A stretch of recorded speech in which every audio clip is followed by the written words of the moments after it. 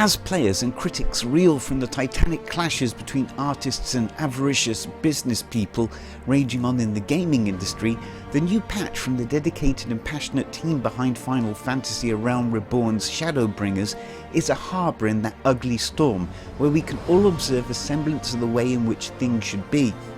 In direct contrast to the Division 2's latest stifling cul-de-sac update, the new patch of Final Fantasy XIV brings plenty of new content that perfectly complements and expands on the huge amount of content that was already released within ShadowBringers. Only a few days from making this review and the patch's release, Bethesda announced a $99 annual subscription service for Fallout 76, a light MMO which is still littered with technical problems, only to also reveal that it very much seems that Bethesda is either known or recently found out how to resolve most of those issues, but has now decided to charge the few players left for the privilege of having those problems resolved. Contrast that then with a completely free release that not only manages to continue the excellent storytelling in ShadowBringers, but seamlessly interweaves the Nier universe with Final Fantasies. Of course, Final Fantasy is a subscription-based service, and it also has a microtransaction store where players can purchase all manner of cosmetic items. The store does also offer level boosters for more experienced players who wish to jump to the start of the latest expansion, or players that are returning to the game. But having said this, as part of the new 5.1 patch, Square Enix has introduced New Game Plus, allowing players to replay old storylines and quests with their higher level characters, and this is a completely independent in-game feature that does not impact the player's actual progress within the main game. Additionally, Final Fantasy XIV doesn't thrust the store at you and yell "buy me."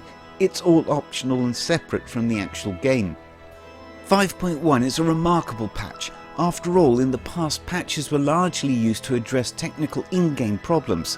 This changed during the end of the running of the original Final Fantasy XIV Online, when the studio, led by Yoshi P, worked flat out to reward the few players that had stuck with the game.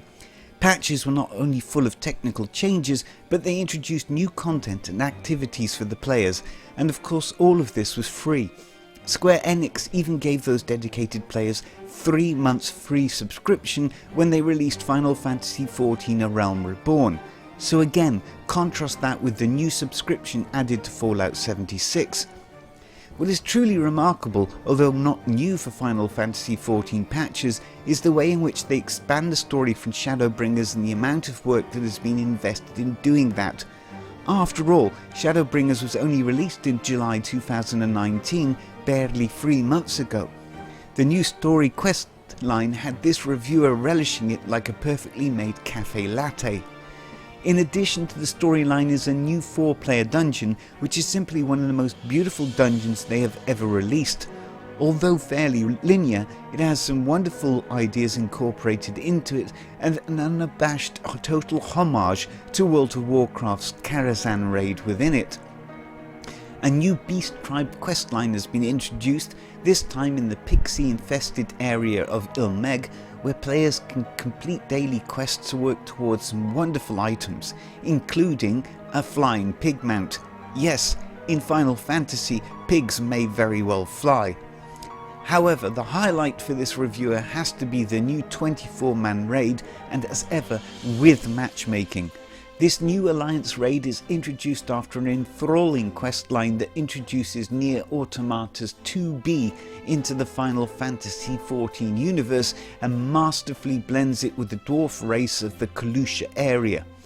This raid is easily one of the best raids that Final Fantasy XIV has ever released. It is magnificent, varied and stunning to look at. Wisely, the raid's rewards are only available once a week, ensuring that everyone gets the wonderful new items awarded in the raid at a suitable pace, ensuring that players with more time to play don't just get everything within 48 hours. Of course, players can run the raid as many times as they wish. Overall, patch 5.1 continues the excellent standard that this exceptional design studio has achieved and is sure to please veteran and novice players alike. Utterly brilliant.